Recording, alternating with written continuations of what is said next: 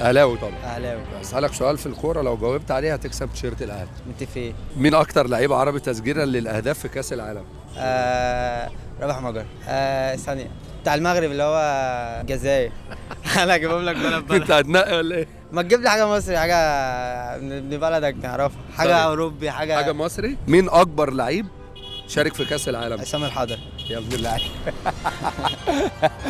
لا انا حاجات كتير اعرفها، بس انت جاي على بتاعت طب العرب. حاول، لو جاوبت عليها هديك تيشيرت للزمالك. الاثنين مع بعض. اه ثانيه اجيبها لك والله. لما هو الزملكاويه بيقول لك ان الاهلاويه على قديم في الكوره. لا لا لا لا تعبانين في دماغهم والله، فاهم. لا دول اخواتنا. هم اخواتنا الكبار. انا ابويا زملكاوي. لا والله. والله يعني أنا ابوك ايه؟ أهلاوي. انت بتقول لابوك كده؟ لا أبوك لا هيمسك. ابويا كل الزملكاويه على راسي يا جدعان والله.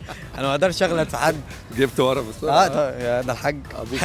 ابوك هيعلقك. ده الحاج ما ينفعش نروح للبيت، فاهم. وجه له رساله بقى، هو كزملكاوي. احب اوجهلك اللي انت احسن اب في الدنيا، والزملكاويه كلهم على راسي عشانك انت، بس مش اكتر. مبروك يا عم الناس.